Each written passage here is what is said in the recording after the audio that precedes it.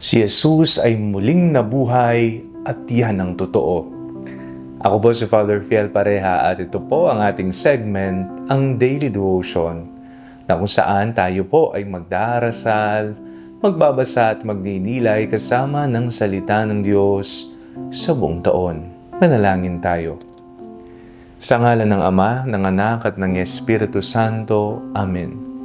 Halina, banal na Espiritu, liwanagan mo ang aming puso at isip, nang maunawaan at may sa buhay namin ang iyong salita. Amen. Our Bible passage for today is from the Gospel of St. Matthew chapter 28, verses 8 to 15, and I read it for you. So they left the tomb quickly with fear and great joy, and ran to tell his disciples. Suddenly Jesus met them and said, "Greetings." And they came to him, took hold of his feet, and worshipped him. Then Jesus said to them, "Do not be afraid. Go and tell my brothers to go to Galilee. There they will see me." While they were going, some of the guard went into the city and told the chief priests everything that had happened. After the priests had assembled with the elders, they devised a plan to give a large sum of money to the soldiers, telling them, "You must say, 'His disciples came by night and stole him away while we were asleep.' If this comes to the governor's ears, we will satisfy him and keep you out of trouble." So they took the money and did as they were directed. And this story is still told among the Jews to this day. Happy Easter pong muli sa inyong lahat.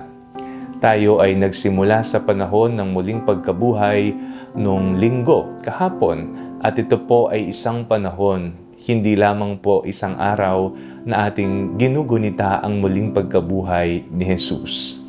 Si Jesus po ay muling nabuhay at yan ang katotohanan. Isa po sa mga istorya ng muling pagkabuhay na hindi po alam ng iba o kaya hindi pa nabasa at narinig ng iilan sa atin ay ang kwento tungkol sa mga sundalo na nag-report po sa mga punong saserdote. Dahil po muling nabuhay si Jesus at wala na roon ang kanyang katawan, hindi po nila alam kung ano ang kanilang gagawin. Kaya sila po ay nagtungo sa mga punong saserdote. At ito po ang kanilang naging plano. Ang ating ipapalaganap na balita ay kinuha ng mga alagad ang kanyang katawan noong kayo ay natutulog.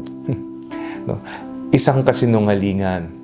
Nais nilang pagtakpan ang tunay na nangyari na si Jesus ay muling nabuhay sa pamagitan ng pangangalat ng chismis, kapagkat hindi ito totoo na ninakaw ng mga alagad ang katawan ng ating Panginoong Jesus. Ngunit alam po natin ang totoong nangyari. Sila ay binayaran. Kinuha nila ang pera. Pinagtakpan nila ang katotohanan laban sa kasinungalingan. At sabi nga po ng ating binasang ebanghelyo, and this story is still told among the Jews to this day. No? Si Jesus ay muling nabuhay para sa iyo. At yan ang katotohanan na ating pinaniniwalaan. Ang muling pagkabuhay ng ating Panginoong Jesucristo ay ang napakahalagang tagpo at yugto ng ating pananampalataya. Sapagkat kung hindi nabuhay si Jesus, walang saysay ang lahat ng ating ginagawa. Walang saysay ang lahat nating pinaniniwalaan. Ngunit ang totoo, nabuhay siya para sa atin. Ang pangako ng Diyos ay patuloy na matutupad sa habang panahon.